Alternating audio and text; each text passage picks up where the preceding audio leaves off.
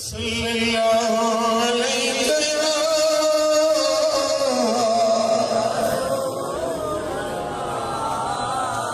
सुने हबीब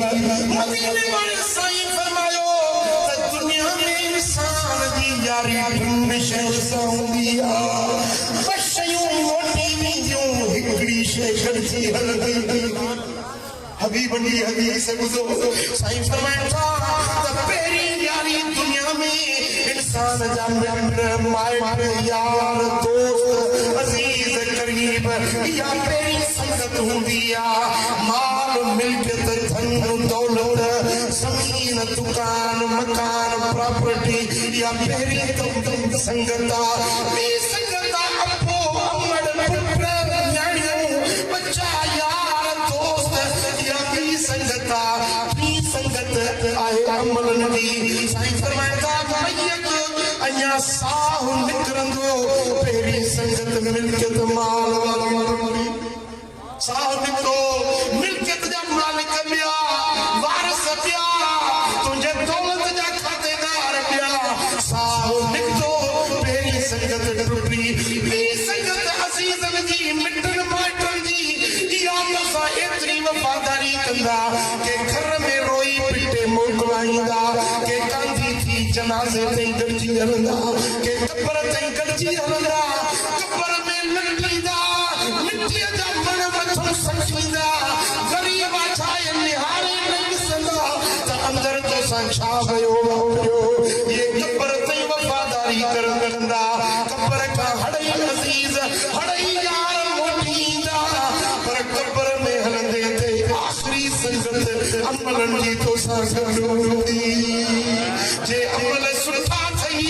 जे अमल चङा थई तुंहिंजी कब्र रब जन्नत जो गुलो गुलज़ार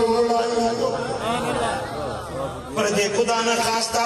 अमल किना आहिनि अमल पुछड़ा आहिनि त पहिरीं प्यारा ॿुध मदीने वारे साईं जो फरमान सुणे हबीब फरमायो त जंहिंजा अमल सुठा हूंदा ये अमल उनजी कब्र हूंदाई के रोशन करे छॾींदा मयत ये पूरे माए में मोटन था त हिकिड़ी सुहिणी सूरत अचे थी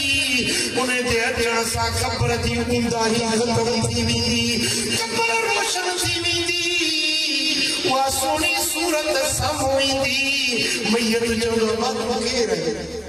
मुंहिंजो अबो मूंखे कब्र में छॾे ॾियो मिट छॾे विया यार दोस्त छॾे विया तूं कब्र में मूंसां मुंहिंजी ऊंदाही खे रोशनाई में बदिलायो अथई तूं केरु आहीं चवंदो मां तुंहिंजो सालियो अमल आहियां घबराए न तोखे सॼी दुनिया छॾे वई मां न छॾी वई तुझे कब्र में तो गॾु हूंदुसि महशर में तो गॾु हूंदुसि तुंहिंजे अकेला ई थी मां ज़रूरु आहियां तुंहिंजे ऊंदाही जी मां रोशनाई आहियां तुंहिंजी वहशत ऐं दहशत खे हटाइण जे लाइ मां तुंहिंजो अनीस ऐं रफ़ीक आहियां घबराए न मां तोसां गॾु रहंदुसि मुंहिंजा दोस्तो पर जेकॾहिं अमल सुठा न आहिनि उन जी कब्र जहन्नम जी बाहि फटी वेंदी आहे ओ मुंहिंजा मिठा ओ मुंहिंजा भाउ हाणे तूं सोचे ॾिस त तूं पंहिंजे लाइ अॻिते जे लाइ छा ठाहियो दुनिया जे लाइ त सभु कुझु ठाहियोसीं मायूं बंगला जायूं घर इज़त माल नौकरी खीर पुट अलाह जी हर नेमत हर पंज रब ॾेई छॾियो आहे हाणे दोस्त मुंहिंजा ओ अदा मुंहिंजा भाउ कुझु इहा बि तयारी कर जेका अॻिते कई वई उहो अमल ठाहे जेको अॻिते मूंखे ॾियण वारो आहे ओ मुंहिंजा पहिरीं प्यारा अॻिते जी तयारी कर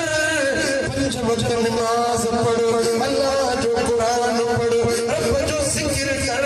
सुणे नबी जी सुन्नत शरीयत दीन ते हल